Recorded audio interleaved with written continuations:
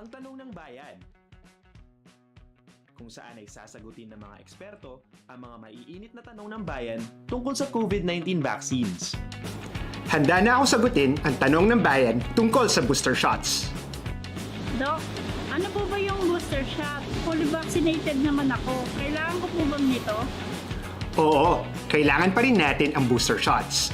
Ang booster shots ay dagdag na COVID-19 vaccine na ibinibigay sa isang tao para maibalik ang proteksyon na humina o nawala.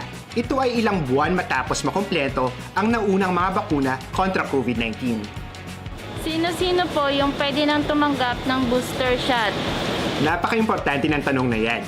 Ang mga fully vaccinated na edad 18 taon pataas ay pwede nang tumanggap ng unang booster shot. Basta siguraduhin lamang na 3 buwan nang nakalipas sa iyong huling dose ng bakuna. Para sa mga nakakuha naman ng first booster shot, ay umantabay si schedule para sa inyong second booster. Aling mga brand po ng bakuna yung maaari kong tanggapin bilang booster shot? Maaari kang mamili kung kapareho o ibang brand ng bakuna ang kukunin mong booster shot. Narito ang listahan ng recommended na pagitan at kombinasyon ng primary series at ng iyong booster dose.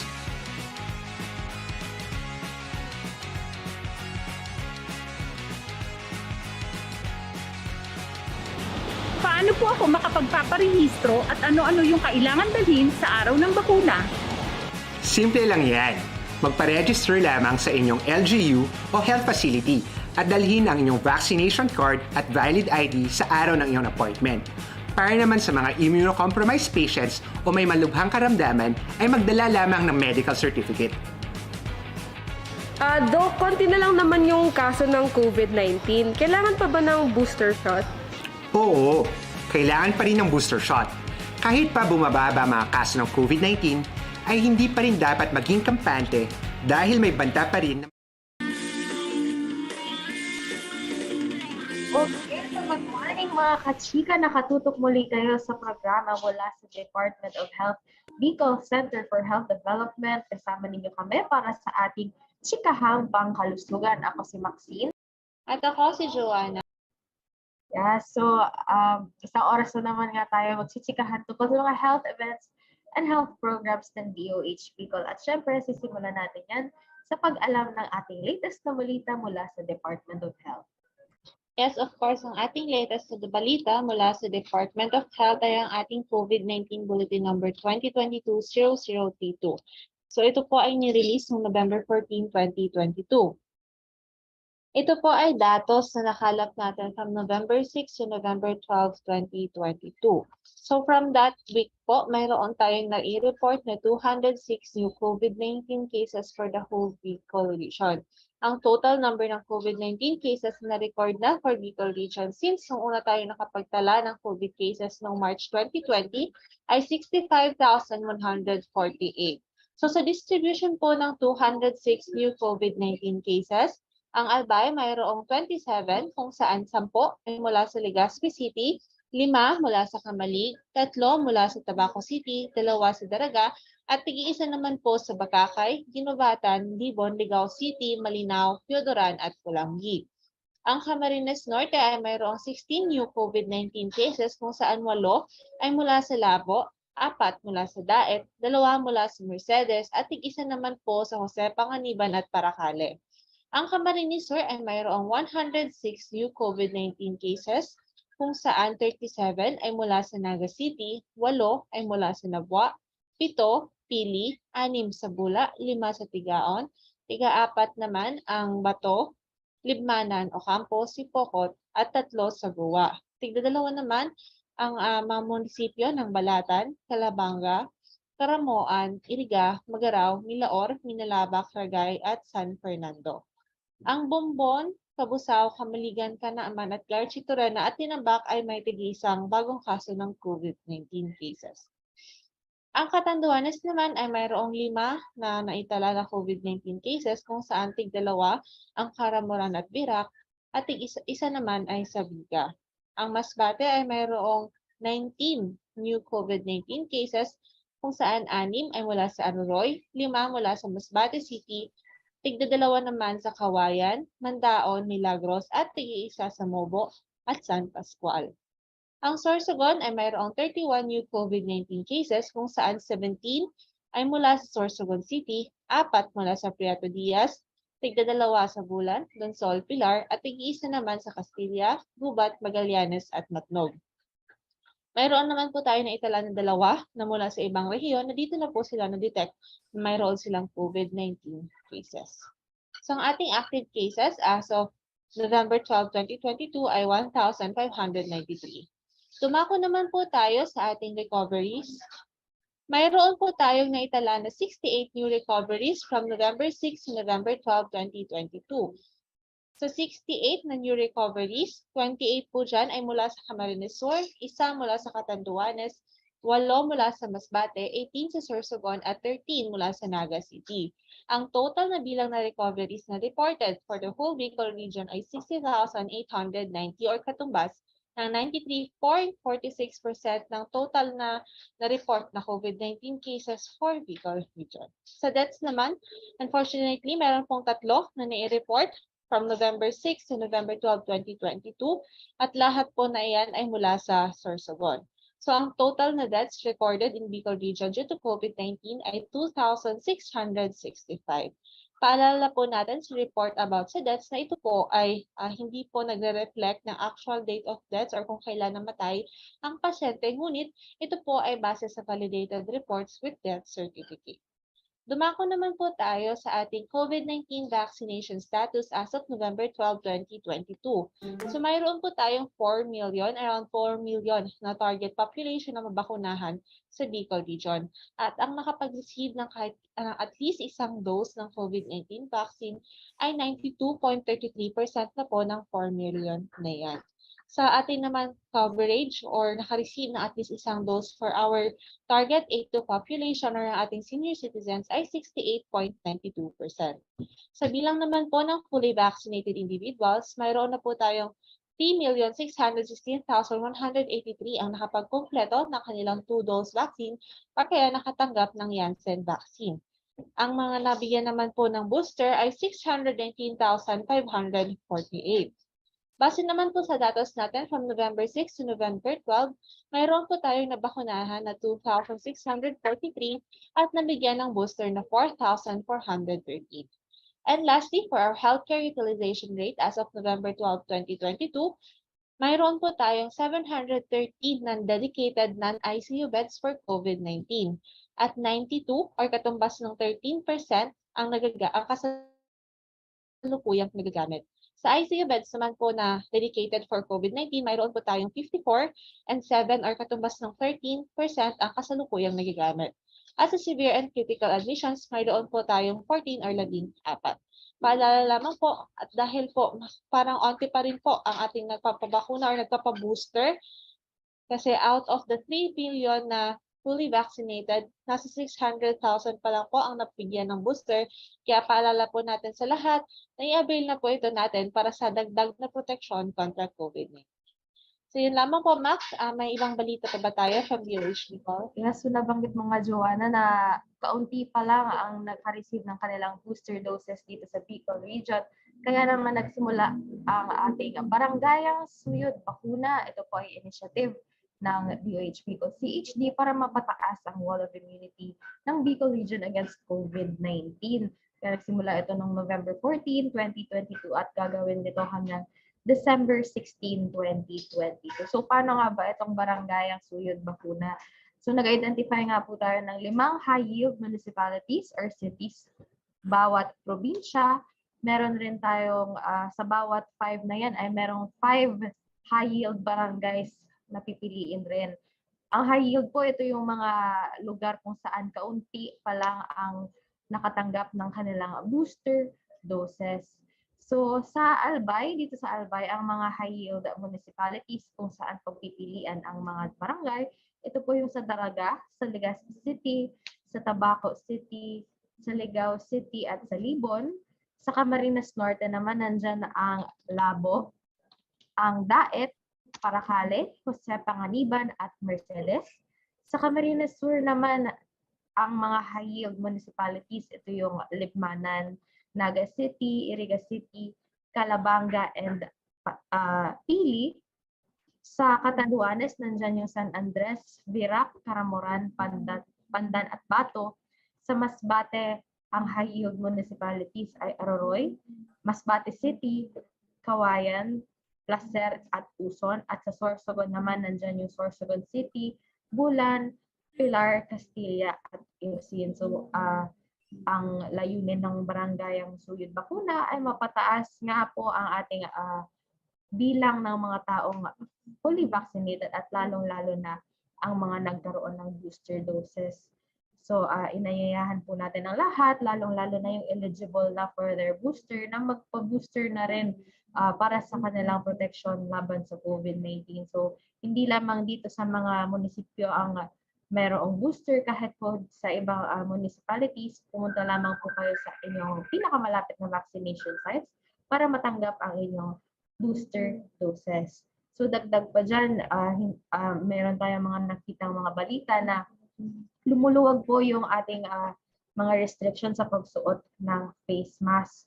So may ilang mga lugar na pwede na tayong hindi suot ng face mask. Ngunit noong World Toilet Day na ginanap noong November 11, nakasama natin ang Undersecretary for Health na si Dr. Nestor Santiago Jr. at kanya pong pinaalala sa lahat na pag-isipan muna kung maaari nating tanggalin ang ating face mask. So siguraduhin natin na yung situation natin ay ligtas tayo para tanggalin ang ating face mask. At lalong-lalo na para sa mga senior citizens, yung mayroong mga comorbidities, at sa mga hindi pa kompleto ang kanilang vaccines. So siguro yan lamang ang ating iba pang balita. Pumunta na tayo sa ating magiging chikahan ngayong umaga. So kung kayo po ay nakatutok sa mga balita, meron po tayong mga narinig na news tungkol sa outbreak sa ibang region tungkol sa hand, foot, and mouth disease. So thankfully dito sa Bicol region wala naman tayong outbreak na tulad niyan, pero mas maganda pa rin kung may alam tayo tungkol sa sakit na ito. Kaya nakausap natin si Miss Maria Francia D. Inorgan ng DOH Bicol CHD at atin nga pong pinag-usapan itong HFMD. So siguro panoorin na natin ang ating chikahan tungkol sa HFMD.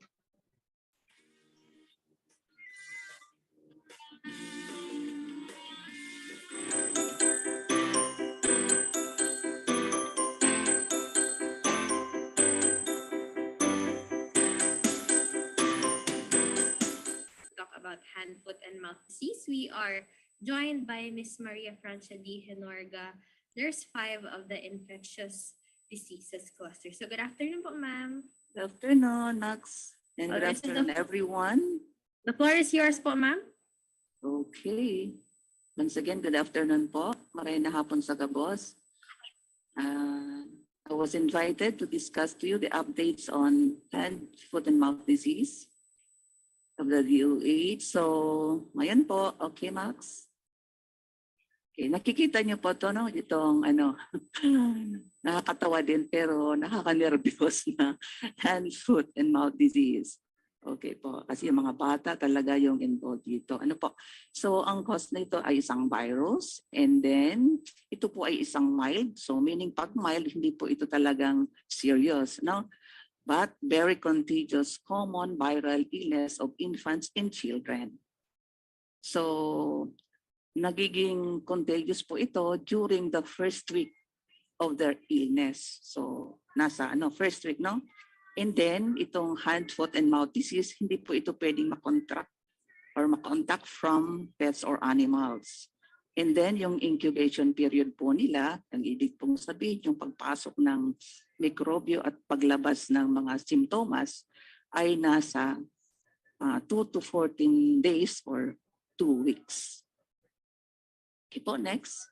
So, paano ito nag-spread sa iba-ibang mga persons? So, number one, through close personal contact doon sa may sakit, wherein meron sila mga blisters na nahawakan, lalo na kung maghahawak sa mga sa floor, sa mga dingding, sa doorknob, pwede po yung makahawa. Or through air, through coughing or sneezing, mga saliva dyan, yung sputum or nasal mucus. Kasi kung minsan ba yung mga bata, kung nag-i-sneeze sila, hawak nila yung kamay nila nasa baba nila. So, Pwede silang mag-touch kung saan-saan lang. And then, pwede po ito sa mga, kung may contact po tayo sa mga contaminated objects and surfaces. And then, kung meron po tayong mga contact sa mga, ano natin, yung sa mga feces or sa mga dumi wherein na nakukontak po natin ito or nakukuha po natin ito sa mga bata or in may mga diaper sila.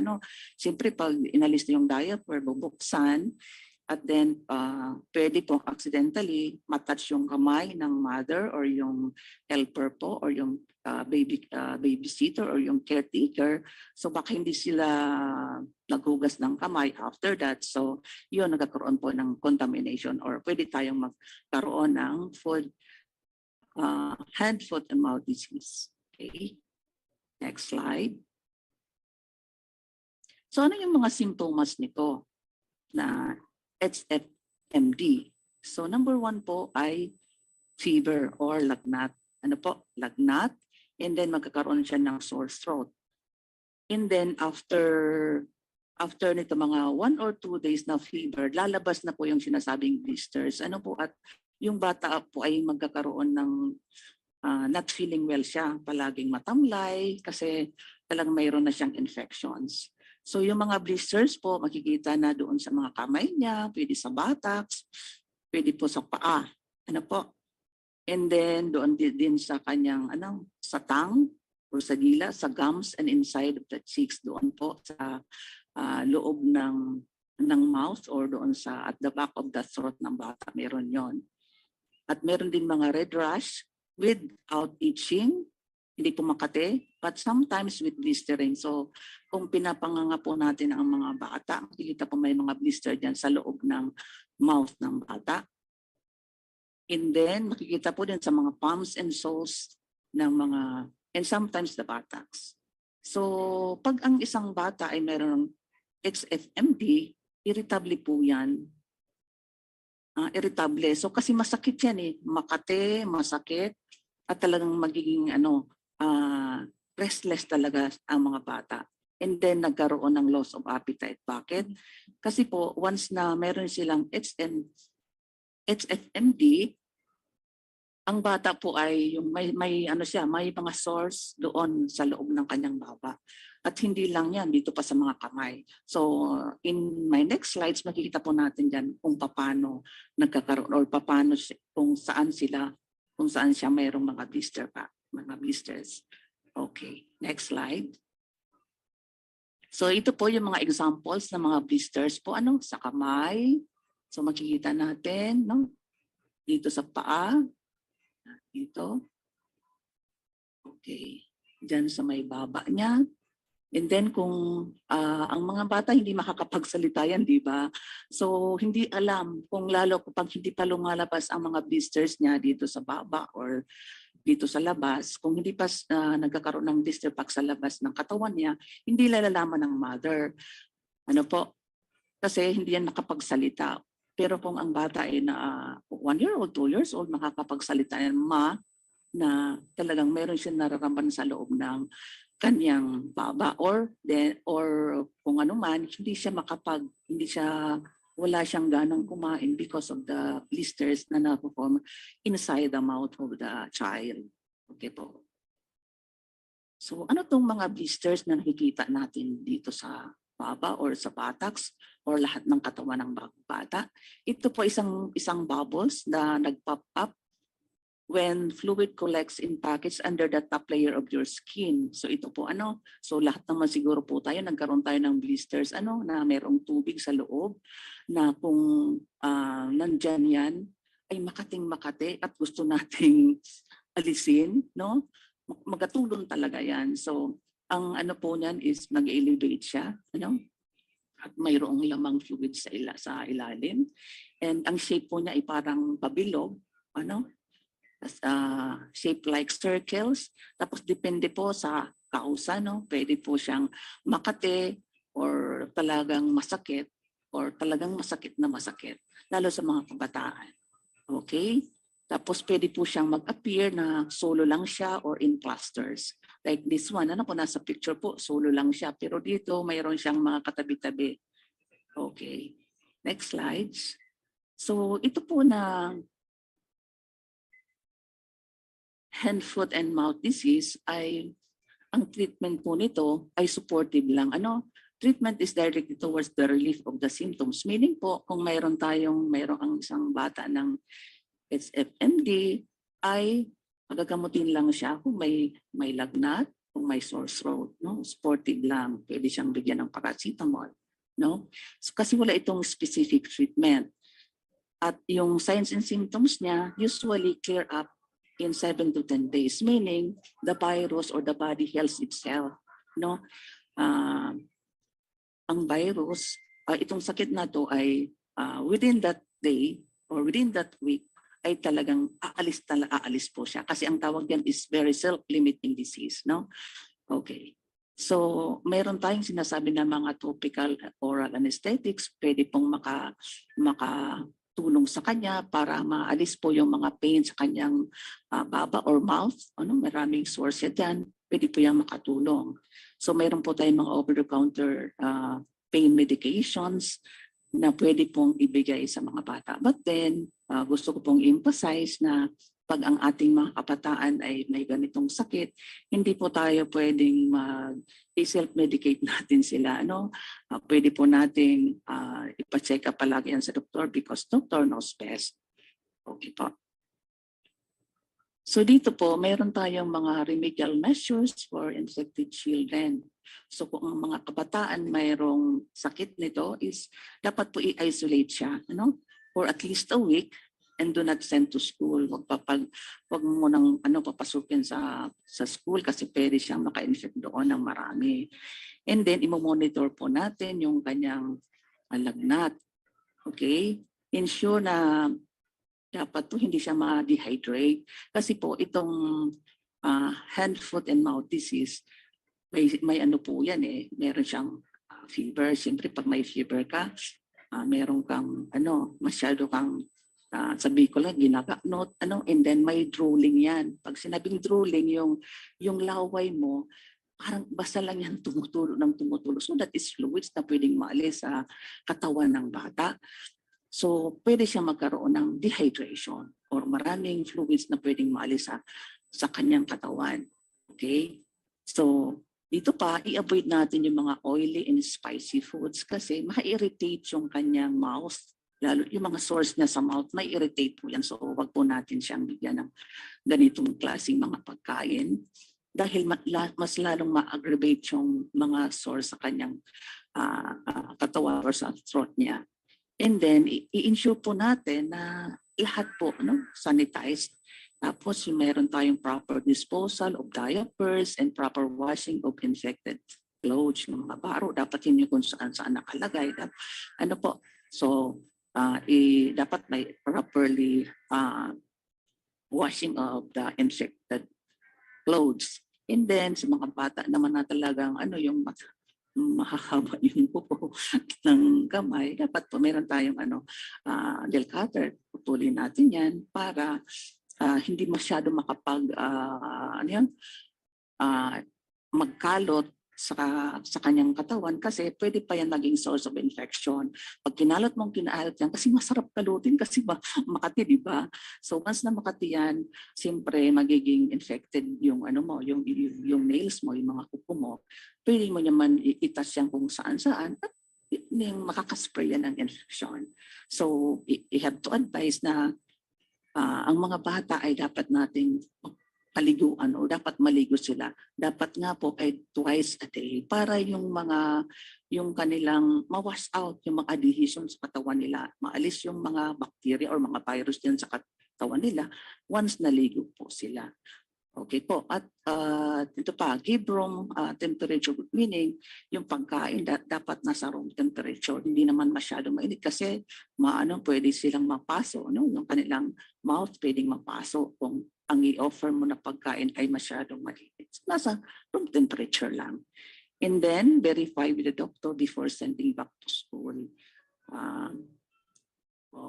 Diyan naman sa mga malalayong lugar, dapat po meron tayong mga doktor dyan, pwedeng magkonsulta. And during the consultation, tanungin kung how many days pa siya pang magstay sa bahay before going back to school. Okay, next slide, Max.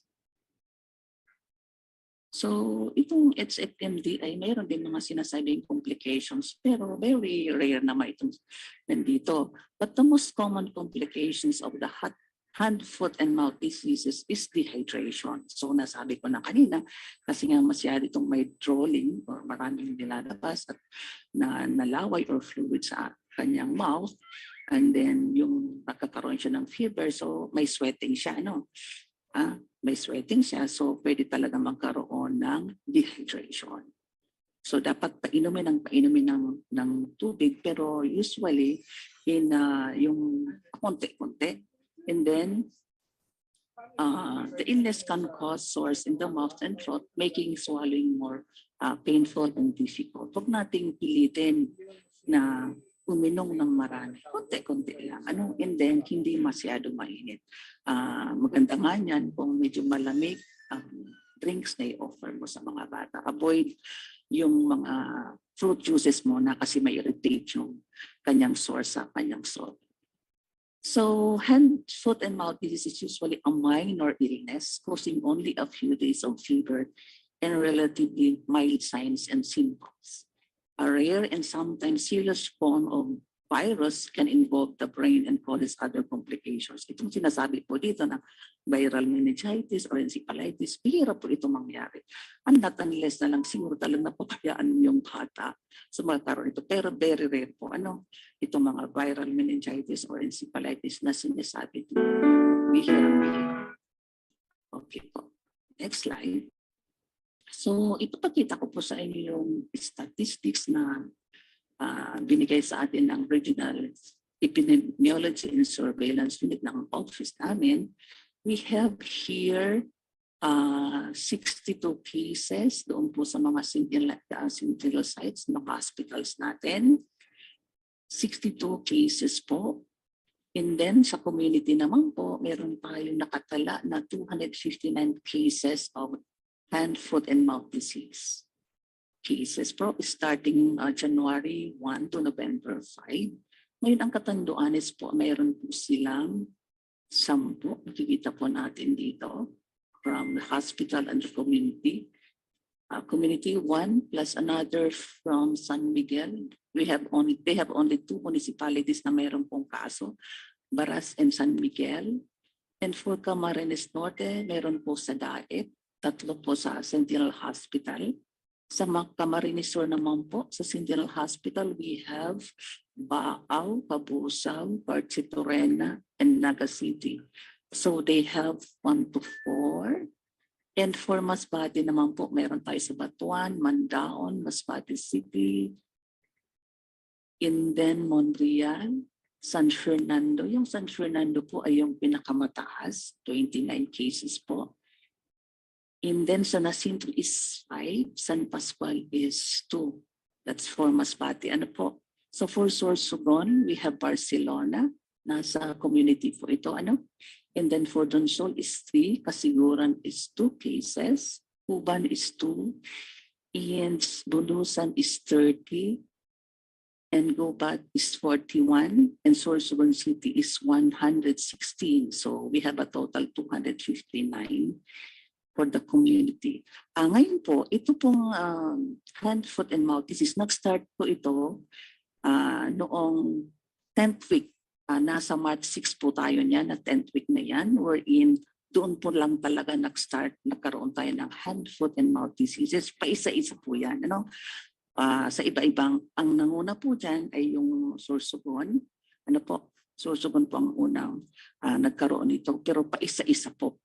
Nag-start po siya ng March 6, on the 10th week. At sinunan po yun nung marami ng kaso po tayo. Although nag-start po on the 27th week, July 5, na mayroon tayo ng mga clusterings. Doon din po sa Pacon, Sorsogon, wherein iba-iba pong barangay. And then, lalo pong tumaas ang kaso on the 30th week. So 30th week is July 24. So Sorsogon pa rin. And then 34th week up to 43rd week na to tayo ngayon, November 15, mayroon po tayong kaso. And then, thanks God, kasi wala naman, of all the 259 cases po, ay wala po tayong kaso sa community na deaths. Wala po tayo. Okay po. Yet even on the Sentinel hospitals, wala po tayong naitalang deaths.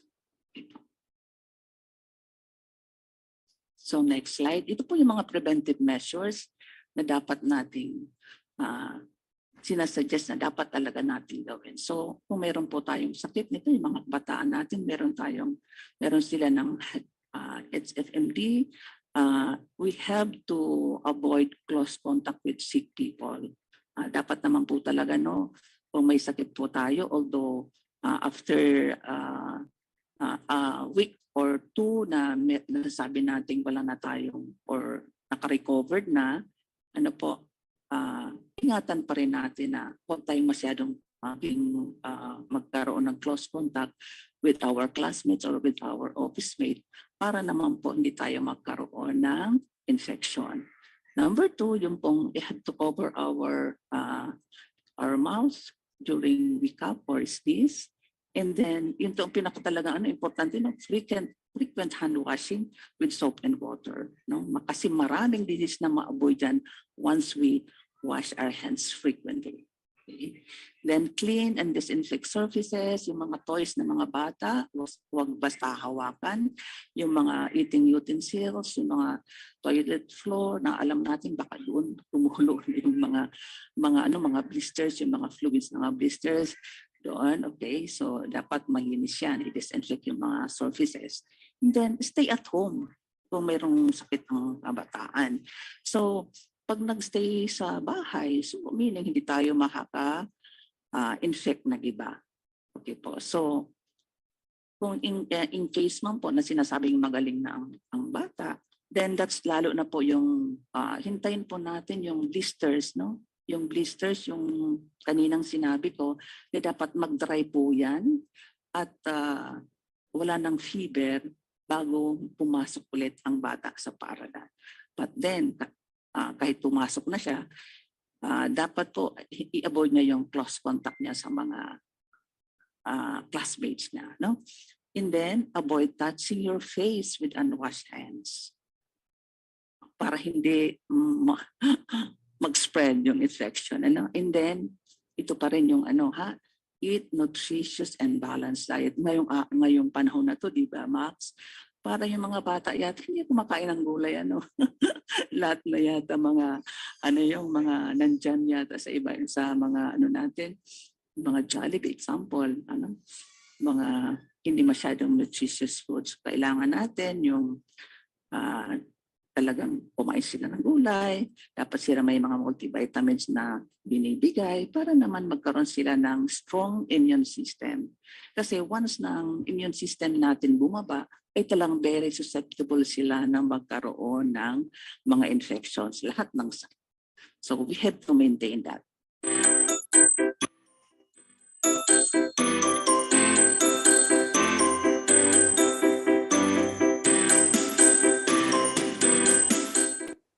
Ang araw-araw na paglalakad? Samahan mo pa ng jogging. Itodo na ang paggalaw araw-araw. Say goodbye na rin sa mga pagkain maaalat, matataba at matatamis. At piliin yung siguradong masustansya. Gawin ito para makaiwas sa mga sakit na diabetes, cancer, hypertension, sakit sa puso at iba pa. Follow na kami para sa karagdagang impormasyon. Let's move more. Eat right para sa isang healthy Pilipinas. Sa ngalan ng pag-ibig, pangakong ikaw lang. Walang hindi gagawin. Walang hindi hahamakin. Paulit-ulit. Araw-araw ikaw pa rin. For richer, for poorer, in sickness and in health. Kung mahal mo sila, magpa-booster ka.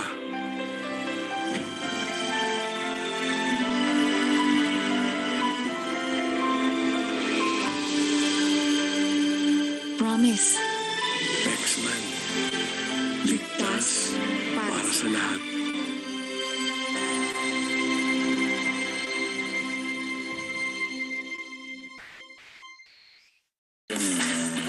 Game na ang mga Pilipino na ituloy ang live sa labas dahil sa booster, Pinas Lakas! Ako si Agnes Villami Cipriano, 67 years old. Ang bakunang natanggap ko na is yung dati 1 and 2 and then booster, 2 boosters, 1 and 2 din. Bilang senior citizen, dahil ako nagduwa-duwa na magpa-booster kasi inagihan ko ang paano ang kamati ang kalintura di related siguro ito dahil kuman nga ni although dahil ako nagpa PCR pero parang related man ito kaya sobrang takot ko kinumplituhan ko ang vaccination ko booster 1 and 2. Yung pinaka-last kong booster, duman ako nakamatiin makulugon sa kuyang left arm. Then, nagtaranglay ang lawas ko pati likod ko. Ang dinipo ko, nag-inom lang ako ng sarong paracetamol so tinatao ba ganinda. Then, pag mata akong pagkaaga, okay na ako. After 3 days din namatian ko so pulog kang bakuna. Ito lang ang pinakamakulog kong naranasan. Bilang senior citizen, kaipuwanta na talaga ang protection kasi dahil maluya naman ang satuyang mga immune system, kaipuhan maprotektaran kita lalo sa COVID na naglalakot ngunyan. Ang advice ko sa mga senior citizens na dai pa nakabakuna, so 1 and 2 and then sa booster, dapat makumpituhan nila. Makaapat lang, at least talaga makaapat ng injection. Kasi dahil na ako natatakot, dahil na mga senior citizen natatakot makisalamuha. Tapos syempre, iniisip may protektado na maulakitan kaining COVID-19. Sa booster, Pinas, lakas! Sabay tayong bumangon. Magpa-booster ngayon.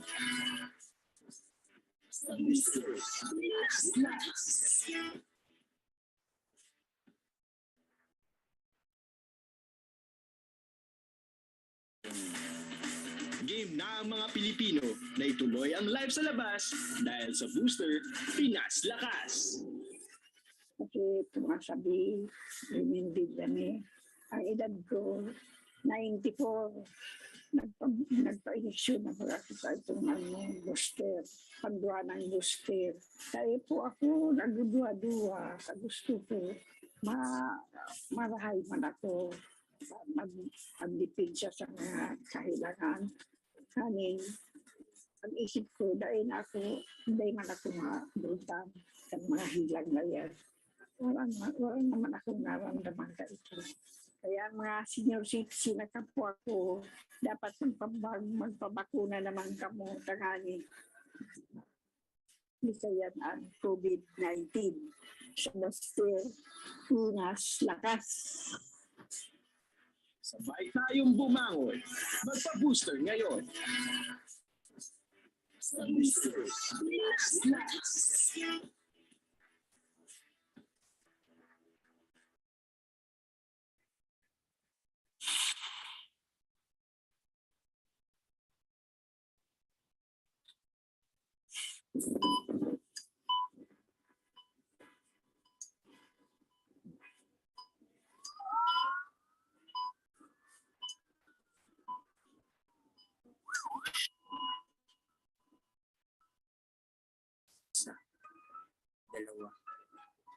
Dalawang taon na tayong higit sa pandemya. Pandemyang ramdam ang tagal ng panahong inagaw sa atin. At hindi nawawala matapos ang pumikit. Pikit, pahingang mailap at isang biyayang bihira para sa manggagawang pangkalusugan. Na buhay nila ang itinataya kapalit ng buhay ng iba. Buhay ay binuwis para sa bayang naghihirap. Naghihinagpis sa ilalim ng bigat ng COVID-19. 2 taon na ang lumipas nang harapin ng ating mga health workers ang kalabang hindi nakikita, hindi tinatabla ng bala.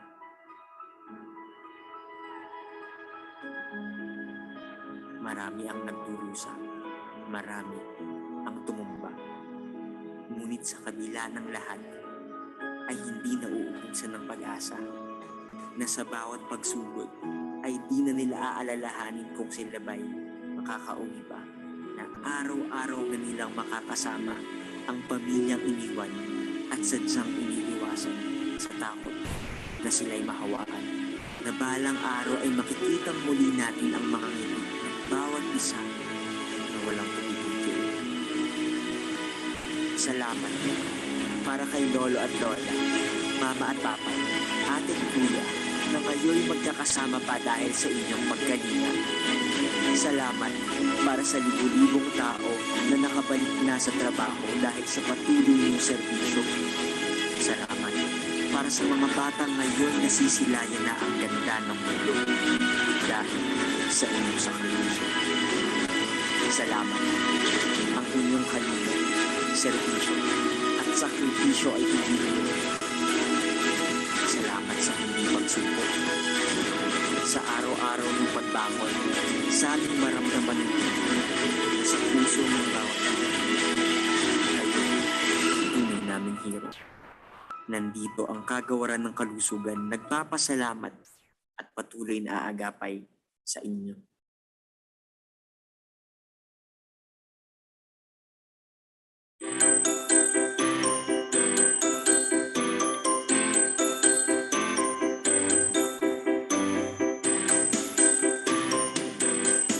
We'll proceed na po sa ating Q&A. So as mentioned by Ma'am Franz sige. kanina, meron na tayo mga na-receive from our media partners na mga questions.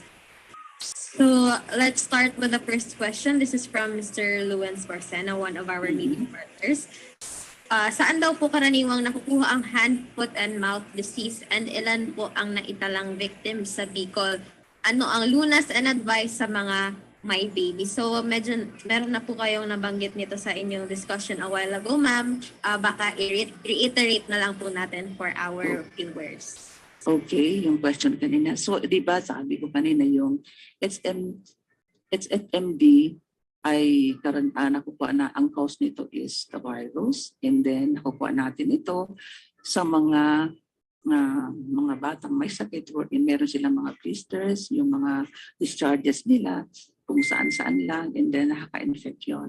Magta-touch tayo sa mga surfaces, may karoon tayo ng mga close contact sa may sakit.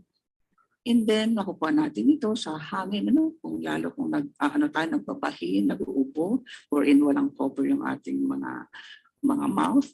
So, pwede natin makaspread ng infections. Okay. Okay, thank you, ma'am. So, another part of Mr. Luens Barcena's question po, ano ang lunas and advice sa mga may babies po? Okay. Pag yung mga baby po natin, maging meticulous po tayo mga mothers sa pag-observe kung ano po yung kanilang nararamdaman. Kasi ang bata, lalo kung less than 1 year old, iyak lang ng iyak. We have to be observant. So titingnan natin yung whole of their body, kung mayroong bang fever, mayroong lagnat, mayroong bang mga blister formations.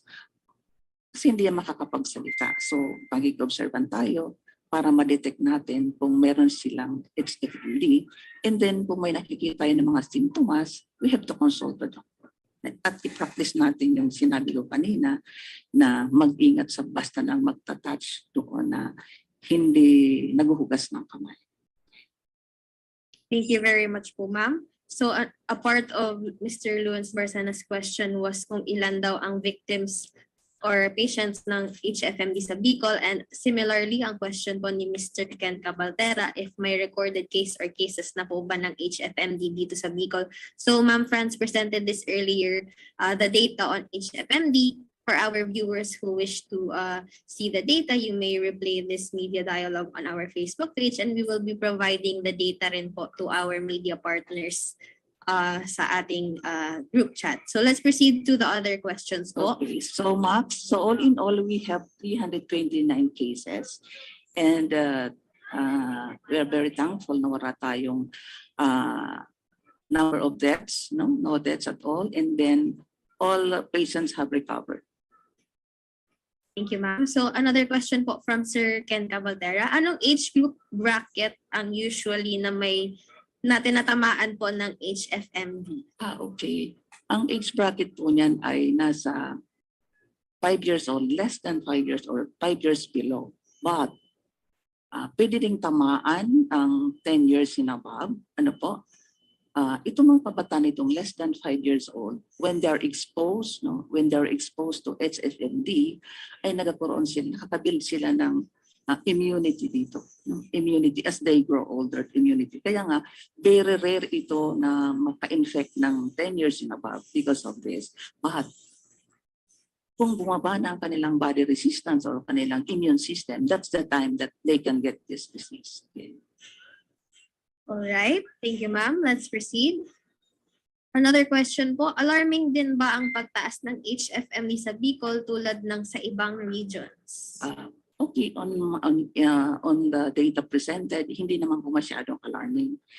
Kasi pa isa-isa, pa konti-konti, may 5, may 10, hindi pa siya tumaas talaga sa pinaka-anong level. Kasi last year, wala po tayong kaso ng HFMD.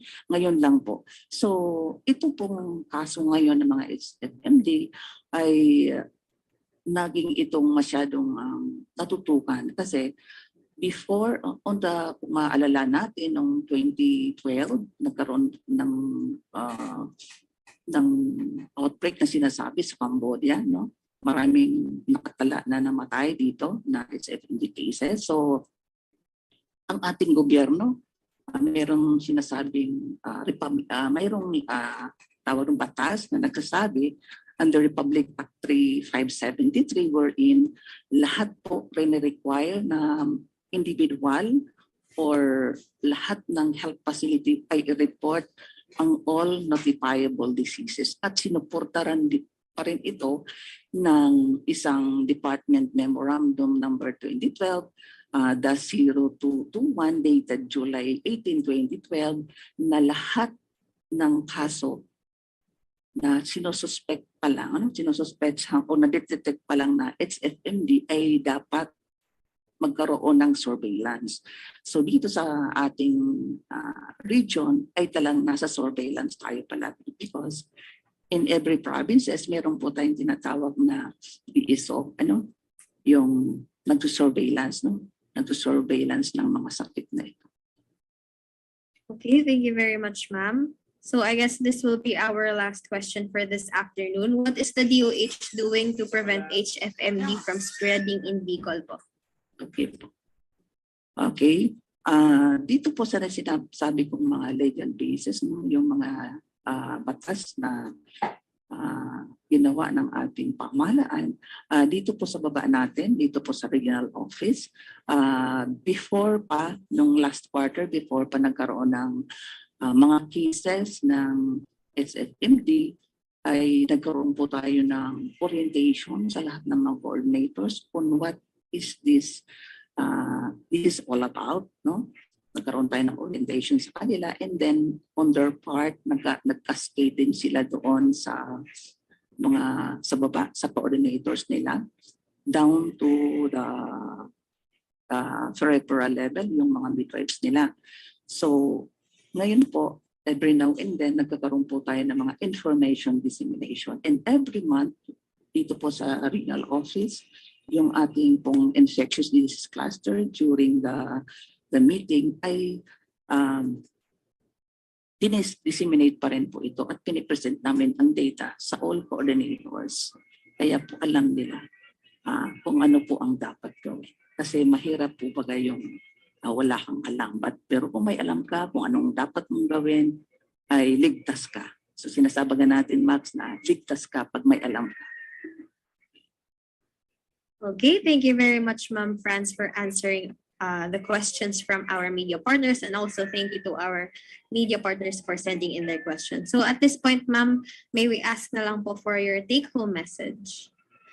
Okay po, sa mga nakikinig po na sa atin ngayon or nakikita po tayo sa Facebook, at tandaan po natin na kung pumupunta po tayo sa mga health centers, no, or kung meron po tayong doon sa mga health centers na kung saan kayo nandoon, kung meron pong pinapatawag na mga mothers classes or any health activities, mag-ano po tayo, dumalo po tayo at makinig sa kanila. Kasi doon po sila yung mga may otoridad na magsabi o mag-disseminate ng correct and right information para alam po natin ang ating gagawin. So our government is doing the best we can.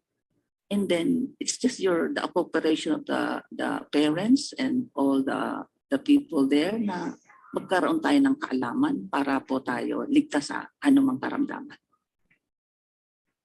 All right. So once again, thank you very much, Ma'am Francia D. Hinorga, Nurse Thank 5 of the Infectious Disease Cluster, for sharing your information on hand, foot, and mouth disease and for answering the questions.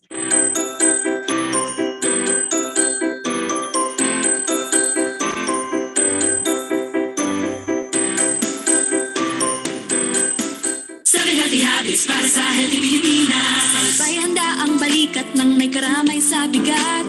Sila'y iniingatan, ngunit sarili huwag kalimutan. Mahalaga ka. Lumit na yan, kalusugan ay unahin at mga dahil ng mamamayan ay healthy Pilipinas. Malakas na magandang bukas ang bawat Pilipino sa mundo. Sa ulat ng pitong ito, sa healthy habits ko na to. Para sa healthy Pilipinas.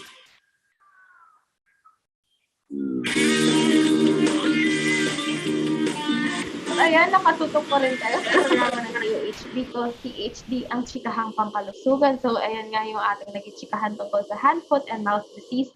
Kasama si Ma'am Franz Ginorga ng DOHB ko, CHD. So, ngayon naman pumunta tayo sa ating mental health exercise for today.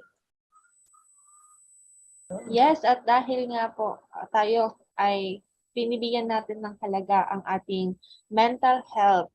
Kasi ito po ay kailangan natin paangalagaan aside from our physical health para ma-attain natin yung tinatawag na holistic health. So ang COVID-19 pandemic po, siguro naman napansin natin na ito po nag-take toll sa mental health ng mga tao. So people from all walks of life ay nakapag-experience ng stress dahil sa dala ng pandemic. So hindi lang po yung mga frontline workers natin na na-overwhelmed sa work, pati po yung mga young people na hindi makalabas and makapunta sa school, yung mga family members na na-separate from each other, and yung mga ng impact ng COVID-19 infection dahil sa loss of loved ones or people na mayroong pre-existing mental health conditions. So ito po, inaintindihan naman po natin or understandable naman po to feel scared, anxious, or helpless during this unprecedented time. But whatever situation you are in, and kahit saan man po kayo, you have the power to look after your mental health and well-being. Kaya mayroon po tayo ditong 6 things na maaari natin gawin na makakatulong sa atin to cope not only with the COVID-19 pandemic, but any event na maaaring makapag-cause sa atin ng stress. So una, talk to someone you trust. So sa pakikipag-usap natin sa isang tao or someone na pinagkakatiwalaan natin, kahit friend, family member, o colleague, ay maaari po siyang makatulong para ma-feel better tayo and magkaroon tayo ng tao na mapagbibigyan natin o mapapagsabihan natin kung ano man yung pinagdadaanan natin. So make sure na ito nga yung tao na pinagkakatiwalaan natin and who cares about us. So if you live din naman po sa mga area na may limited pa rin po yung face-to-face interactions, maaari po tayong makikonnect pa rin sa ating mga loved ones through a video call, phone call, or messaging app. Yes, and importante rin na pangalagaan natin ang ating physical health dahil madalas nga natin sabihin na connected ang physical health at ang ating mental health kasi taking care of your physical health helps improve your mental health and well-being. So maganda kung active tayo, gumawa tayo ng mga activities na nag-keep sa atin moving tulad ng running, walking, yoga, dancing, cycling, or even yung gardening. Importante na ang ating mga kinakain ng mga meals ay balanced at healthy. At syempre, nandyan ang importansya ng sapat na tulog. Third is do activities that you enjoy. So try na i-continue natin yung mga activities na nakikita natin or na-enjoy natin and we find meaningful. So tulad ng pagluluto para sa ating mga sarili or para sa ating loved ones, playing with our pets, walking in the park, reading a book, or watching a film or TV series na gusto nating mapanood. So ang pagkakaroon nitong regular routine with activities na maaaring makapagpasaya sa atin ay maaaring makapagtulong din po sa atin na ma-maintain yung ating good mental health. Yes, and steer away from harmful substances tulad ng drugs, alcohol, or tobacco to cope with what you're feeling. So, ang iilan sa ating mga kasama, sinasabi na itong paggamit ng mga harmful substances ay nakakatulong sa kanila for short term. Ngunit ito po ay makakasira sa ating kalusugan in the long run. These substances po ay dangerous and can put you and those around you at risk of diseases or injuries. And of course, always take a minute para mag-focus sa world around us. So help free ourselves of constantly swirling thoughts by reconnecting yourself kung asan tayo at this moment of time. So baka nagbuluhan na, masyadong magulo na yung ating isip. So let us take a pause and think kung asan tayo, ano ba yung mga 5 things na maaari na nakikita natin sa kasalukuyan, ano yung 4 things na napapakinggan natin, ano yung mga naamoy natin, and ano ba yung feeling kapag we touch our knees or something else na maaari nating maabot. So how does it feel underneath your fingers? So kapag masyado na nga pong magulok yung isip natin, let us take at least 2 minutes para makapag-focus sa world around us. And of course, seek professional help if you feel like you cannot cope with the stress that you are facing. Maaari po tayong tumawag sa ating mga local mental health helpline or get in touch with your counselor or doctor. Tandaan po natin na hindi po tayo nag-iisa at marami po tayong magagawa para masuportahan ang ating mga emotional well-being as well as ang emotional well-being ng iba nating mga kasama. So meron din tayo sa DOH Bicol na mental health hotline na nakapost po yan sa ating Facebook page na DOH Bicol CHD. Yes, and siguro ibigay na din natin itong mental health hotline natin para sa ating mga tagapakinig. So sa Smart, maaari po kayong tumawag or mag-text sa 0919-583-4322. Ulitin ko po, 0919-583-4322. Sa Globe, 0927-844-1677. Ulitin ko po, 0927-844-1677. And sa dito, 0991-730-6292. Again, 0991-730-6292. Huwag po nating isipin na nag-iisa tayo dahil mayroon po mga handang makinig sa inyo kung kailangan niyo po ng makakausap. So I think that concludes our Chikahang Pangkalusugan for today. Sana marami po kayong natutunan for our topics. Sa muli, ako si Joanna. At ako si Maxine. Maraming salamat sa mga tumutok sa ating chikahan. Magkita-kita tayo sa ating susunod na Chikahang Pangkalusugan. Magandang tanghali sa lahat.